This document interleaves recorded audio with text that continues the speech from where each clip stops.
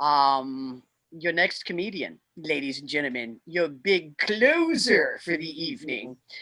He's been a national headlining act for over 30 years. Criminy sakes. He's an old guy. He's appeared on NBC, ABC, Fox, Comedy Central, A&E, and remember VH1?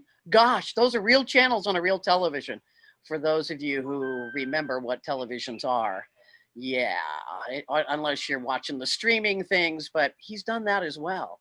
He's also opened for such celebrities as Jerry Seinfeld, Jay Leno, Ringo Starr, what? Natalie Cole, Hall and Oates, both of them together, Vince Gill, Chicago, the band, not the city.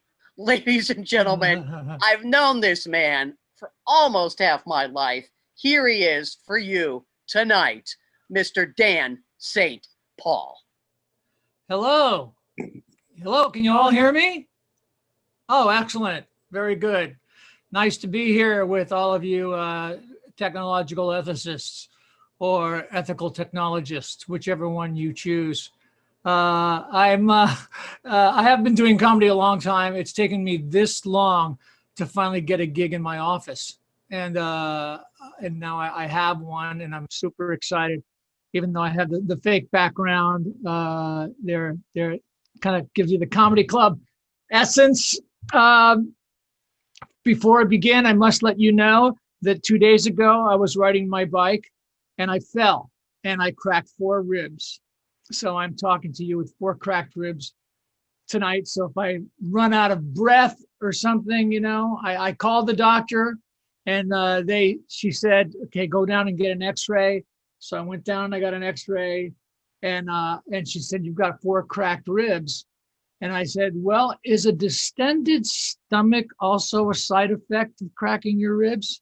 And she said, no, I think you're just overweight. And I just said, you've made me feel better already. And I don't need any Norco or anything.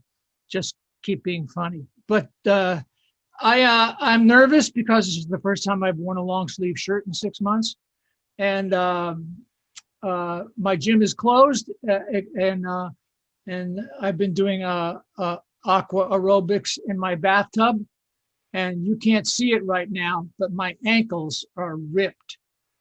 A lot of people are not working because of COVID, and it's sad. But there are people who are still working who shouldn't be working.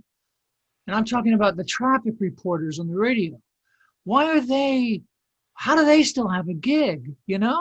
I'm listening to it and KGO, and they said there seems to be a backup on the corner of Millbury Avenue and El Camino Real, about 9 cars deep. Oh, wait a minute. The light turned green. Everything's clear now, back down to you. So I just don't get it. But I did shave. I did shave for everybody tonight. I shave because when you don't shave for a few days and you're 35, you look macho, you look sexy. But when you don't shave for a few days and you're 65, you look like an unregistered sex offender. And it's all my fault. I still have to register. But I'm trying to watch my behavior these days. I'm not riding the bike anymore, at least for a while. I have to maintain my health. And my mental health, because I don't want to be, I don't want my obituary to read mildly successful comedian found dead on toilet playing Candy Crush. That's not the person I want to be. And I don't get up until I reach the next level. So that could very well easily happen. I know that I've noticed that people my age and older are losing their filter. I did a show in Florida a while back, and Florida is a little different. They don't use Uber. They call an ambulance just in case. And after the show, this woman comes up to me and she goes, "Oh, you were so funny. I couldn't believe it when you said you were 65. I said to my friend, he doesn't look 65. But now that I see you up close, you kind of do." And I'm a boomer, right? I'm a baby boomer. I was born in 1950. Well, I'm 68 now, so I was born in 1952, and there's a lot of us that are still out there. In fact, my wife and I went to go see ELO. Do you know who ELO is? Electric Light Orchestra. They were at the Oracle in Oakland, and so this was last summer. My wife and I went, and we took Bart. And the entire car was all baby boomers going to the show, except for two teenagers who had to be thinking, is the rest home on a field trip? And we get to the station, and then emptying out is this parade of guys in cargo pants and women in jeans that are way too tight. And one guy was actually wearing his original ELO concert t-shirt, and he had gotten so large that the O was just a straight line. And we get to the arena, and we walk in, and there were representatives from Alta Bates Hospital giving out coupons: buy one stent, get one free. And I noticed there was another band playing, and it wasn't ELO. And I actually said this out loud. I go, oh no, there's an opener. We'll never get home in a decent hour. And they played for a half an hour. And they, after a half hour, they go, we're going to do two more songs. And 14,000 people in unison go, no, stop now. Except for the woman behind me who screamed out, some people have aqua aerobics in the morning. So it was, they do have people who will help you find your car at the end of the show, young people, which I thought was a nice touch. And when they know it's an older crowd, each row has its own defibrillator, which is also nice to see. But this is my life now. This is what's happening to me. I'm in the throes of getting older. There's certain signs, like I have to sit down now to put on my pants. It's either that or get a spotter. And I have 10 pair of reading glasses at home, and I have no idea where they are. I put a cup of coffee in the microwave to warm it up. When it was ready, it went ding, and I opened the refrigerator door. And these are just normal things that happen to me day after day. It's hard, you know, it's really tough. I found a pair of skinny jeans in my closet, and I realized that I bought them 20 years ago. Back then they were called loose fit. And I guess, you know, I can get in the movies for $3 less, but I have to pee halfway through, and that's just not fun. I guess the most alarming thing is that I take my dog for a walk. He poops twice, and I am jealous. So that's something that is kind of tough. You know, it's not just the baby boomers who are getting up there. The Generation X is 54 years old now. I don't know if you realize that. The punk rockers are getting up there. Just the other day, I saw a guy wearing a Mohawk toupee, Joe. And yeah, and he had a tight black jeans, size 46 waistline, and combat boots with Velcro straps. It's weird, you know. I'll tell you what was really alarming. I saw a woman on TV who was 61 years old, and she was dressed exactly like Madonna.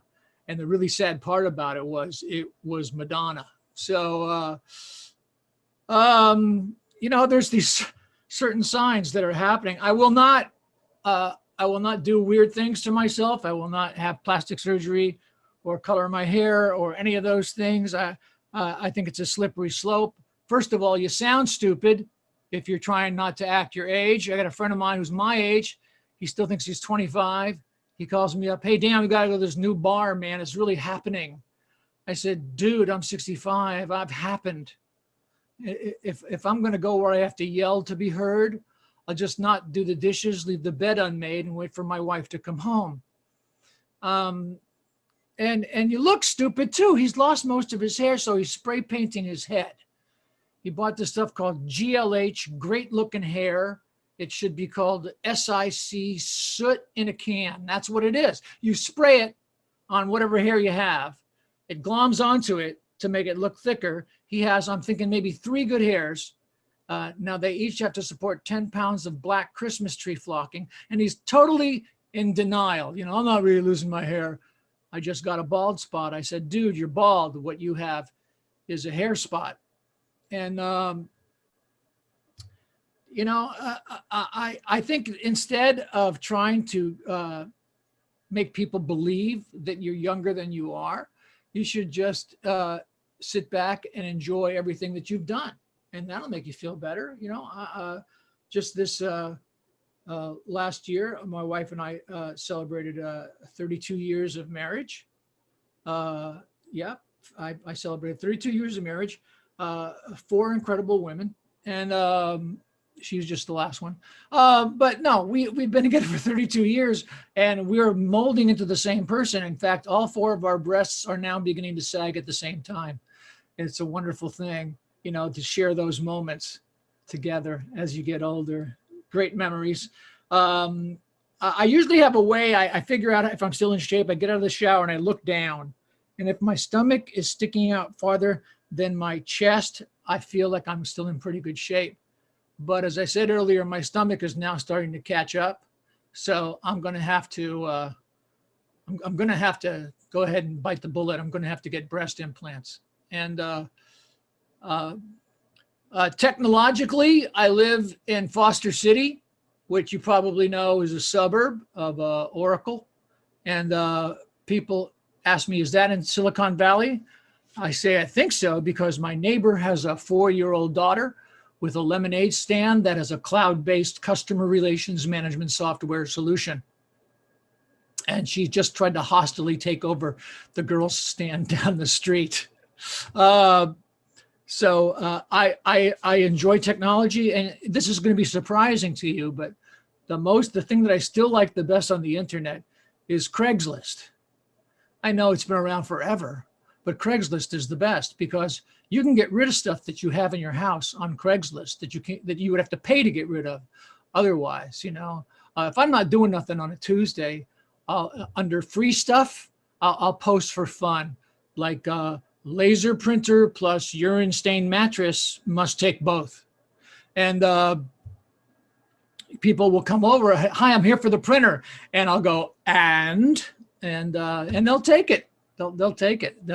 And the other thing is amazing to me is that I don't live that far from Google headquarters, and Google probably the most recognized word in the world actually right now. And it's, I don't know, 15 minutes from my house. You know, I was just thinking, imagine if Google were developed somewhere else. Let's say, I don't know, New Jersey. Your search results would be totally different. You type in, where's the best place to buy an iPad?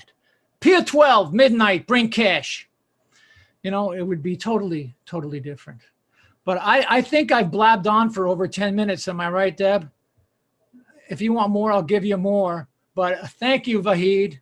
Vahid's giving me the okay sign. I can go over and go and sit down at the desk, and then we'll talk. So thank you. Thanks, everybody. You bet. Thanks so much, Dan.